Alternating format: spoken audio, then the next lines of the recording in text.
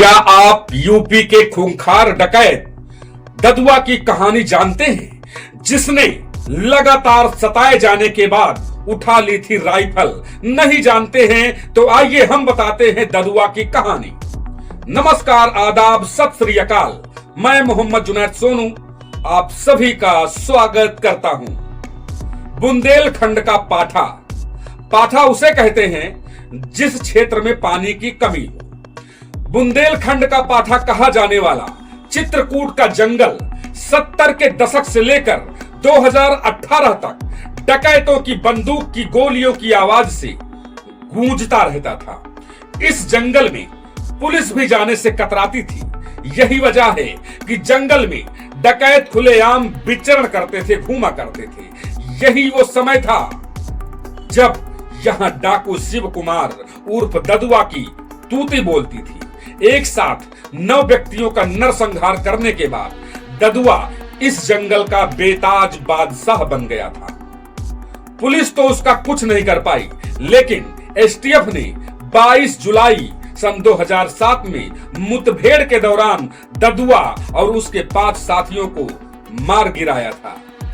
इसके बाद ठोकिया और फिर इन गिरोहों के हार्डकोर मेंबर्स का भी सफाया हो गया। इन डकैतों के मरने के बाद जंगल में गोलियों की नहीं, पक्षियों के चहचहाने की आवाज सुनाई देने लगी। कभी गोलियों की आवाज सुनाई देती थी। सन 1970 से लेकर 2018 तक बुंदेलखंड क्षेत्र में गया कुर्मी, राजा रंगोली, शिव कुमार पटेल उर्फ ददुआ, सूरजभान गैंग, रंपा उर्फ रामपाल, अंबिका पटेल उर्फ ठोकिया, गुड्डू उर्फ मैयादीन पटेल, सदाशिव उर्फ फौजी, खरदूषण, जगतपाल पासी, बुद्धा नाई, नथुआ, संतोषा यादव, धर्मा यादव, चुनुआ कहार, कलवा दलित, हनुमान कुर्मी, राजेंद्र गोसाई, मतोला तिजोला, रजवा रामकरण, काछी रामकरण, आरक कोदा, दिनेश कोल जैसे सैकड़ों लोगों ने बीहड़ का रास्ता अपनाया और खौफ का पर्याय बन गए। इन सब लोगों का जो मैंने नाम गिनाए सभी लोग डकैत थे। 90 के दशक में बुंदेलखंड में दस्यु सरगना शिव कुमार उर्फ ददुआ का खौफ और आतंक बिल्कुल चरम पर था। चित्रकूट के रैपुरा थाना क्षेत्र के देवकाली गांव में पैदा हुआ ददुआ राम प्यारे पटेल का बड़ा बेटा था, जिसके पिता की हत्या दबंगों द्वारा कर दी गई थी और उसके बाद 1975 यानी 1975 में भैंस चोरी के झूठे मुकदमे में उसे फंसाया गया था। तब उसने पिता की हत्या का बदला लेने के लिए बंदूक थाम ली थी और बागी हो गया था। 2 दशक तक ददुआ के नाम पर लोग कांपते थे। मध्य प्रदेश और उत्तर प्रदेश में अलग अलग थानों में उसके खिलाफ 241 आपराधिक मामले दर्ज हुए। ददुआ की सल्तनत दोनों राज्यों में कायम थी। वो राजनीति में दखल देने लगा। उसके दरबार में जो भी नेता हाजिरी लगाता था वह सांसद विधायक बन जाता था। 2 दशक तक उसका आशीर्वाद पाकर ही बांदा, चित्रकूट, इलाहाबाद जो अब वर्तमान में प्रयागराज है, सतना, छतरपुर, पन्ना में जनप्रतिनिधि चुने जाते रहे। वो भले ही राजनीति में कुछ नहीं कर पाया, लेकिन उसने अपने भाई बाल कुमार पटेल और पुत्र वीर सिंह को सांसद विधायक बनवा दिया था। ददुआ के जीवित रहते इसी जंगल में ठोकिया पैदा हुआ, जो ददुआ के नक्शे कदम पर चलता रहा। उसने भी राजनीति में दखल दी थी।